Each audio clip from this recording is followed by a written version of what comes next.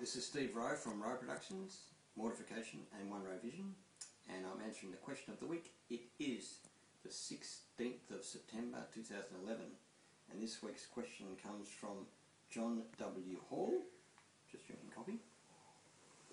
And the question from John says, Dear Steve, has Mortification made any significant changes to the satanic metal scene in Norway with your tours there? Well, I'll get to the tours in a minute.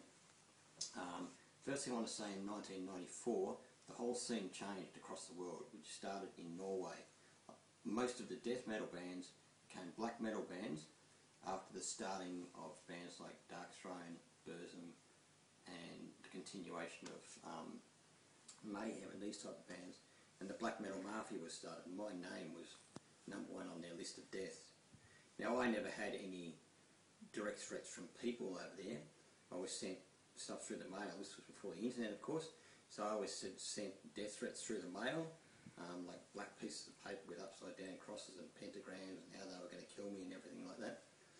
And that was kind of bizarre that an art form, which I didn't really think was much of an art form at the time, sounded like a lot of noise, was more about Satanism than it was actually about music. Now, one way that we have changed the Norwegian, black metal scene, if you like, was that the Christian bands there, Extol and Ancestor, were very, very influenced by Mortification. I met the guys from Extol in 1996 at Cornerstone. They actually came over to see a few bands, especially to see Mortification.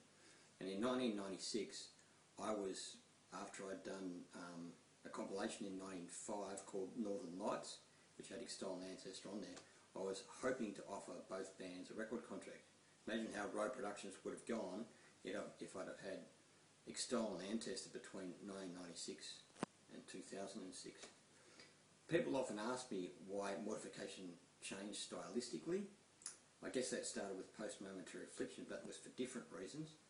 But with Primitive Rhythm Machine, Invision of Angeline and Hammer of God, we really started taking on traditional metal elements from the 80s. I had Light Force in the 80s, of course, which was a traditional metal band.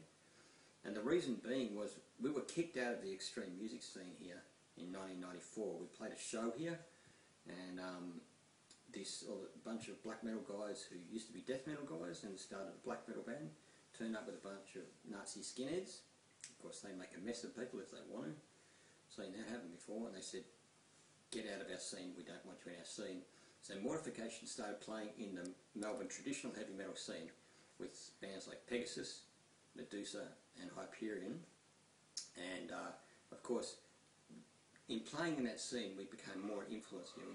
Especially Invision of Angeline was a very traditional heavy metal album along with Hammer of God, with of course still the hard-edged death metal vocals. And as far as tours go in Norway, we never had any problems. When we toured there in 1999 and 2001, we played the Seaside Festival, which is quite a safe Christian concert. There was no problems there. In 2007, we played in Oslo at Nordic Fest, which is also a Christian metal festival, but in a club. And I think if in 2007 anyone had personally assault me, they knew that I was there. But I think that even black metal in the last few years has become less about the Satanism and more about the music, but there is still a pretty underground, insidious satanic metal scene, and there is still one here in Melbourne as well. There's a great young, up-and-coming death metal scene in Melbourne. The new Mortification EP, Scribe of the Pentateuch, is a lot more death metal than anything we've done for a very, very long time, and we're hoping to get involved in this new, up-and-coming, young Melbourne death metal scene. Andrew, the drummer of Mortification One Rowe Vision, is only 22, of course, and of course has helped me to get exposed to the younger death metal bands, and of course with me he comes and sees the older bands. So it's very difficult to know the impact that we've had, but I know that Extol and Ancestor have had an impact there, and they are of course influenced by Mortification, and millions of CDs, albums have been stolen from the internet around the world of Mortification.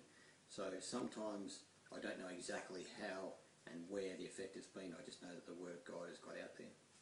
And I'm just going to finish off with a bit of a plug. come and see us at roweproductions.com and buy a CD of Mortification or One Row Vision from the store, or come and join the Infiltration Squad. We have 65 members in the Infiltration Squad. I'd like to move towards 200 members before the middle of next year. One thing that where it looks like it's probably going to happen with the new Mortification album, and even the first One Row Vision album is released on vinyl. I've just got these great vinyl releases from Grave Robber, who are a really great American punk orientated gothic sort of band. I get along really well with the members of the band, and they have a label called Rottweiler Records, and this is their 3 vinyl releases of Grave Robber that they've released. You can see Rottweiler Records right there. We're not sure at this stage who will be releasing the Mortification EP and the One Row Vision album, if One Row Vision happens as well, the first one. But the new Mortification EP definitely. Hopefully it will be on Rottweiler Records, and we'll see how that goes. We're sort of talking to them at the moment, and I just wanted to promote that because support these guys. You can buy all 3 records for a pack at the Rottweiler Records site. I'm just going to play you a bit of a song from the new Grave Robber album, and I like this one. We're going to hear a bit of about 30 seconds of the first song. Has a bit of bass guitar in there, so always like a bit of bass guitar. I'll see you next week for the question of the week, and enjoy. Hey, Grave Robber.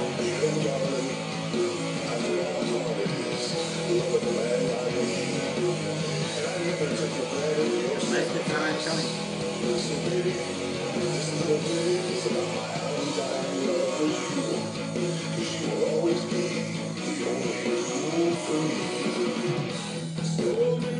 There's the bass guitar.